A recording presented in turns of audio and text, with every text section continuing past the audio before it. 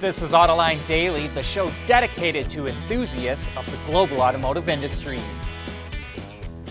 Toyota's commercial truck subsidiary, Hino, is getting kicked out of a Japanese commercial vehicle partnership because it admitted earlier this month to falsifying emission and fuel economy data as far back as 2003. The Commercial Japan Partnership Technologies, which includes Toyota, Isuzu, Suzuki, and Daihatsu, was formed last year to promote technology development for commercial vehicles. Even though Toyota is a majority stakeholder in Hino, the commercial truck maker will be excluded from all agreements and planning made by the group, and its 10% stake in the partnership will be transferred to Toyota. Speaking of Toyota, the automaker says it now recognizes California's authority to set its own vehicle emission standards. In 2019, Toyota and several other automakers backed the Trump administration's efforts to deny California the right to set its own targets. But earlier this year, the EPA reinstated that ability. By recognizing its authority, Toyota now qualifies for government fleet purchases by the state, which California halted in 2019 after the company backed the Trump administration. And in one last bit of Toyota news, the automaker is partnering with the National Renewable Energy Laboratory to build, install, and evaluate a fuel cell generator at the NREL's campus in Colorado. The 1 megawatt system integrates multiple fuel cell modules into a larger unit to provide stationary power. The 3-year, $6.5 million project is funded in part by the Department of Energy's Hydrogen and Fuel Cell Technologies Office.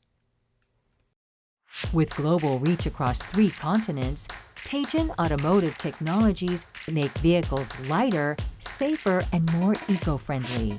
Teijin Automotive Technologies, the formula for better mobility.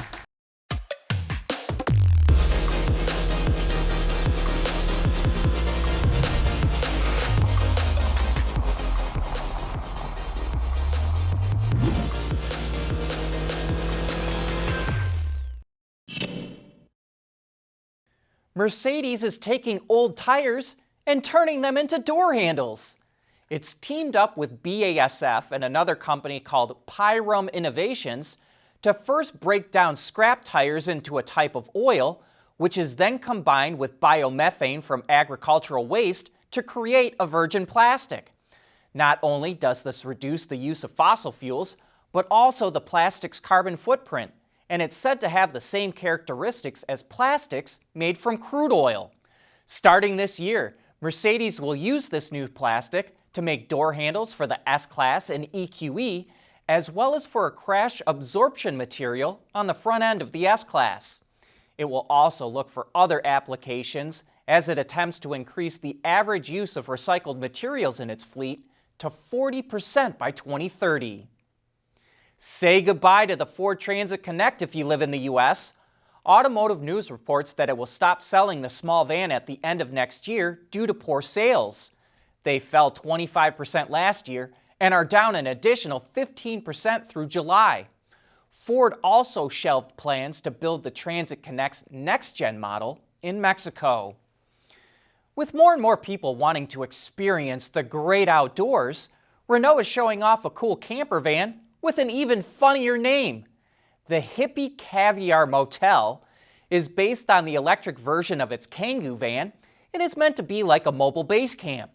It comes with special storage, a roof rack that still allows a view through the large glass sunroof, and a bench seat that turns into a bed.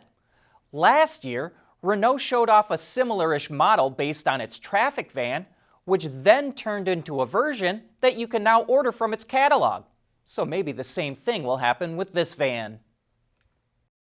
We want to know what drives your testing. OTA, connected car, diagnostics, remote testing. Intrepid Control Systems is here to help you work from anywhere. Intrepid Control Systems, driven by your data. At Schaeffler, we pioneer motion. Electrifying mobility. Manufacturing smarter. Reducing CO2 emissions. Making energy production clean. Schaeffler pioneers motion to advance how the world moves.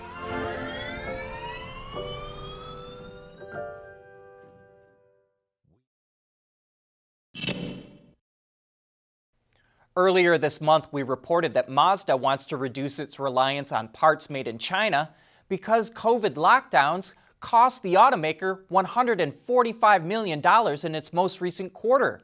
And now Japan's Sankei newspaper reports Honda is also considering cutting back on the number of parts it gets from China.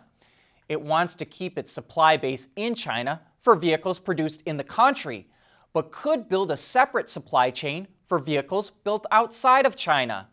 Honda is also concerned about lockdowns, as well as the growing tensions between the US and China.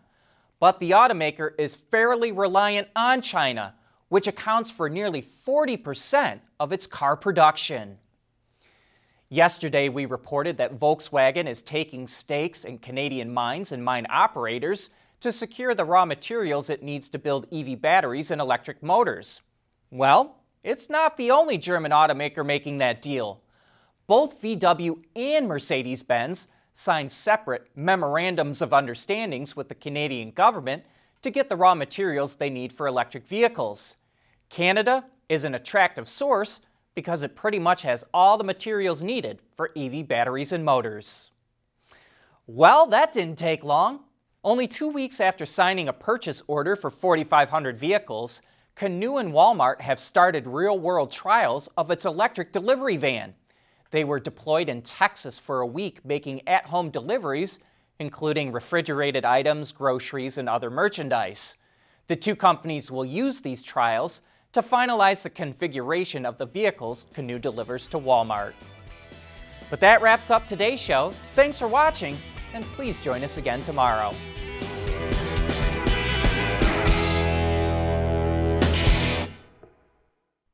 Autoline Daily is brought to you by Bridgestone, solutions for your journey. Intrepid Control Systems, over-the-air engineering, boost your game. Schaeffler, we pioneer motion. And by Teijin Automotive Technologies, the formula for better mobility.